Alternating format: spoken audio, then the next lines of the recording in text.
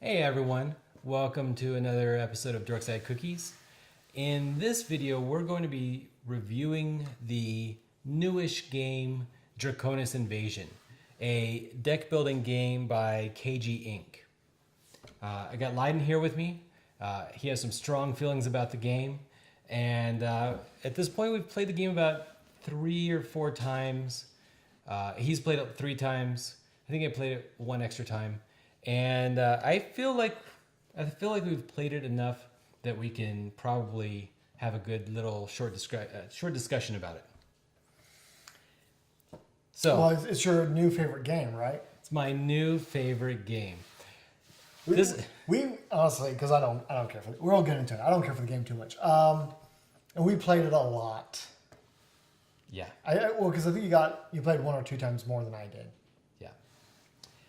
So here's the thing: there's other deck building games. This game is very similar to a couple other deck building games. Well, it doesn't go far from the formula. No. You start out with some really basic attack cards, some money cards, and then you got to go get more. Well, what I think is everybody has access to the more things. But what's different about this game is this game combines the sort of passive deck building component where you have a random set of decks to buy cards from with the combat mechanic of a game like Forever Evil. Right? So other game like Forever Evil, it's just random. There's no decks to buy cards. Well, there's the kicking and punches. Well, yeah, because the majority of what it would be your deck, yeah, it's all smashed together. yeah, just random. And you reveal them at random. Yeah, Where with this one, you see ahead of time which cards have been selected as optional to be included into your deck. And you have access to all of them, right? Honestly, you have access to all of them at the beginning, though you're unlikely to be able to afford all of them from the beginning. Yes, exactly. So in this game, what's a little bit different, where they've changed the formula up is they've kind of combined options, and you have these invaders. So this is like a hellhound, and you have to be able to do a certain amount of damage, and you get a certain number of points. Once you've defeated 6 invaders, the game's over. Once any one person is defeated. There's any one person. So that's a little bit of a European style concept. There's a definite end to the game. Yeah. Now, you compare that to a game like Forever Evil, which also has combat. So there's a lot of other deck building games that don't have combat that let you buy from decks just like this game. But Forever Evil has combat. Well, directly you're trying to defeat a card. Yes. As if it's like an NPC standing there. And that's what's a little bit different from a lot of deck building games. Yeah. But unlike those, you can effectively end the game anytime. You can end the game pretty quick if you're dedicated to it. Well, they have some mechanics to slow you down, which are okay, I guess. But if you have persistence and you got lucky, there was a bunch of skeletons. Yeah, you could end it real fast. Well, I have a secret strategy. So the next time we play this game that we don't necessarily care that much for. Kill all the skeletons? Kill all this. No. Buy only the cheap 0-cost warriors. And what... I tried to do something like that last game, and it not even You cost. had to only buy those. Only buy those. That's it. Oh, yeah, the one where you buy all of the Imperial Guards. I think those are your 0-cost ones. And nothing but. Nothing but them. And then get a bunch of cycle cards so you can pull out more Imperial Guards. And so all you're doing is defeating the cheapest cards as quickly as you can. Man, that sounds like just such a thrilling, exciting game. Please, I want more of it. Next time we play, I'm doing it. I'm determined. Yeah, you can win like you do every other So time. just like a European game, you can end it even if you don't know if you're going to win.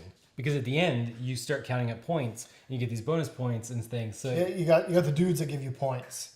And then there's mission cards that you may or may not be completing along the way. Yeah. That will give you some bonus points. So you see me get 8 campaign cards, which is the bonus missions.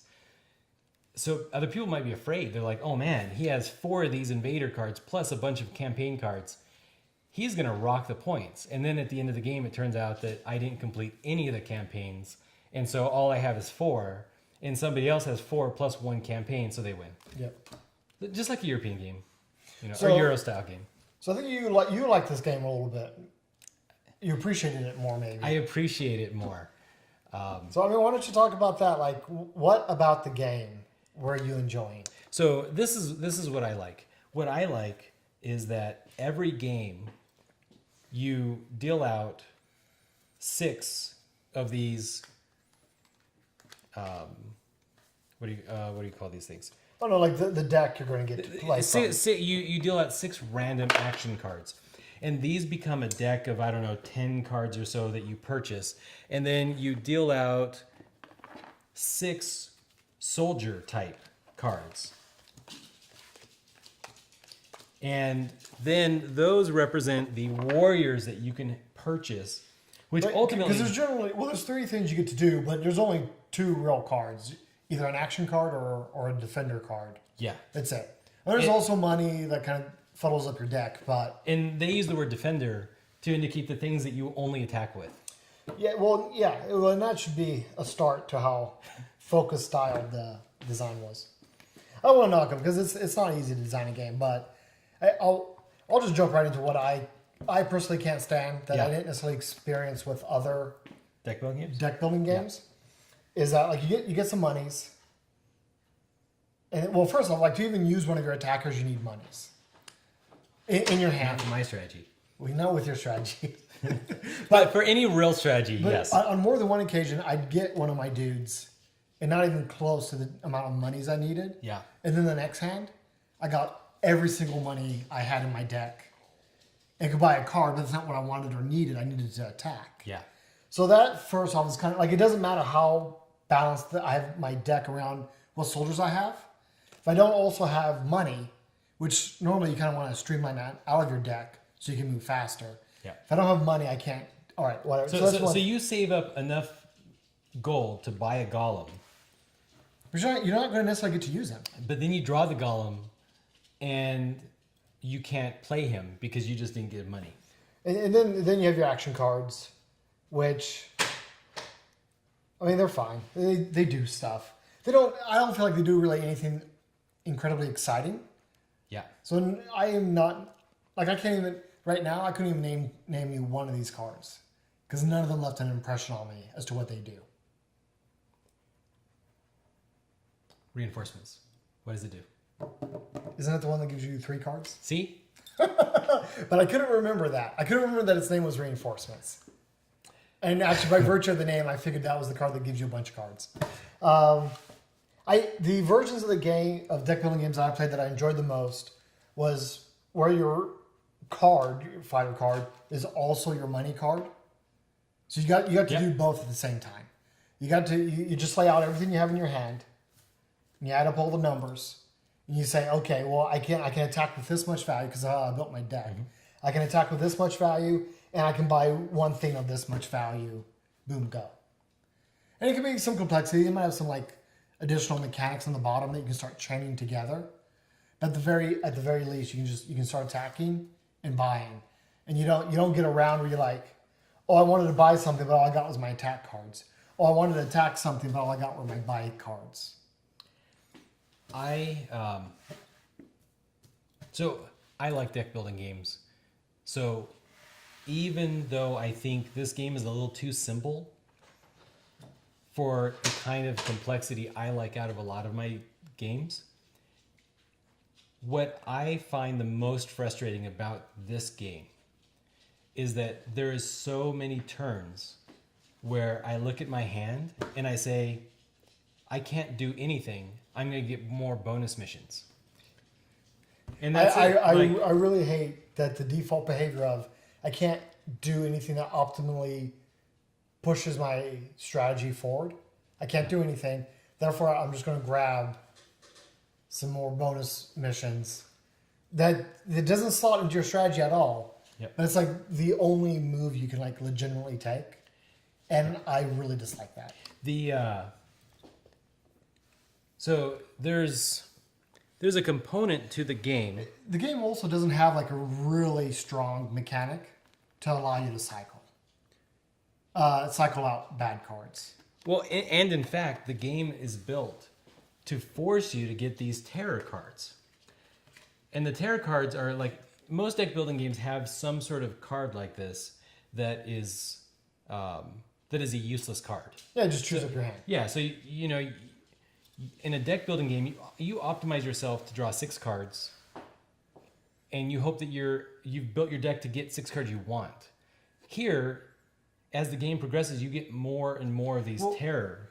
By example, Forever Evil has I think it was called just a weakness card. It does the exact same thing. Just choose up your hand. Yep. Actually, it's even worse because it reduces your win chance because I think it also has minus 10 points. Yep. But there's mechanics that actively allow you to, okay, sure, you've lost some opportunity by expunging the weakness card. Yep.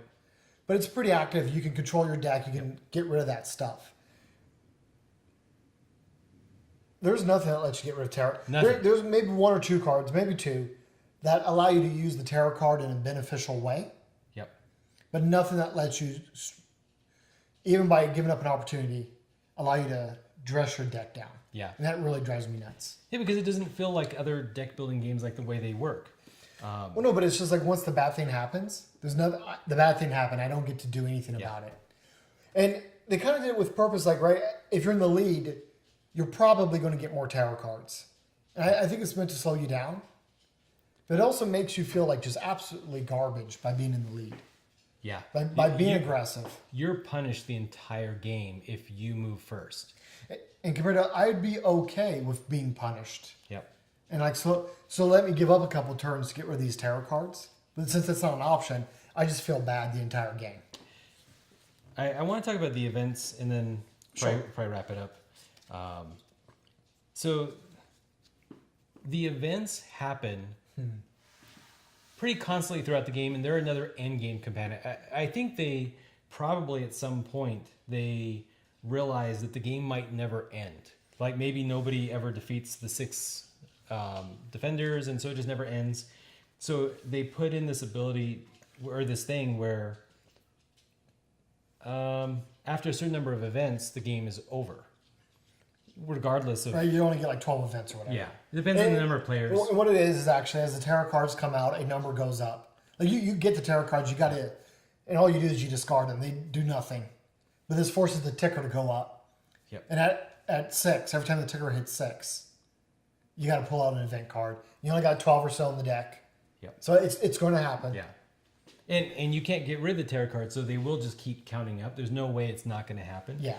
But my problem with the event cards is they're boring. They're not interesting in any way. They're always bad. It's so weird because, I mean, they happen, but I can't even think of an example off the top of my head, but they're not truly engaging.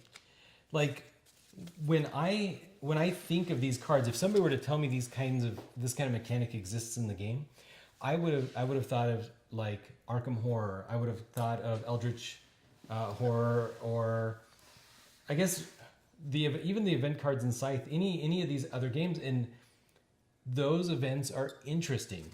And not only are these events not interesting, player with the most kills must trash the top card of their deck. So they lost a card out of their deck, possibly a tarot card. So this is one of the few ways they can actually... Possibly a super expensive card. Possibly a super expensive card. So, okay. Fallen. Why is that Fallen Sky? There's a picture of an angel. Beautiful art in this game, by the way.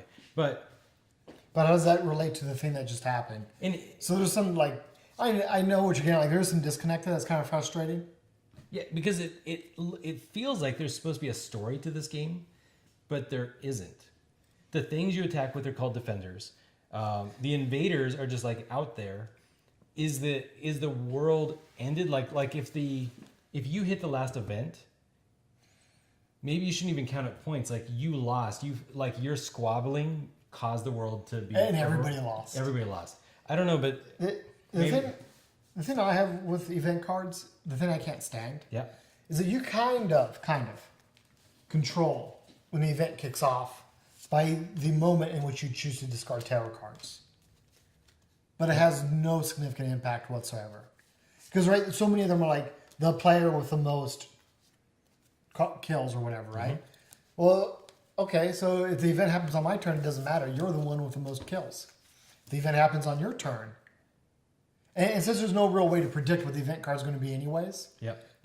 And I don't know what's going on with your deck. Maybe you're going to trash a tarot card. Maybe not.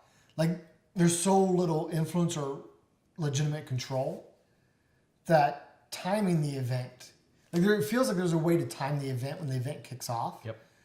But there's no benefit to making sure it happens on somebody's Very turn. little. Yeah.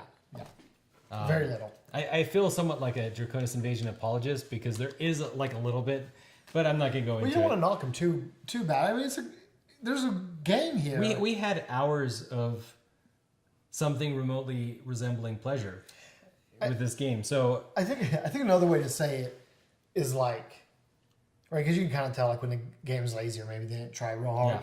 But it feels like they tried. It feels like there's a lot of love here. There's a lot of great things happening, and it's so close to being this like great experience. Yeah. And you want it, so you're kind of like, just give me a little bit more, so like I can have that great experience that I want, and I know is here, and I know you want to give me. Yep. Just give me a little bit more.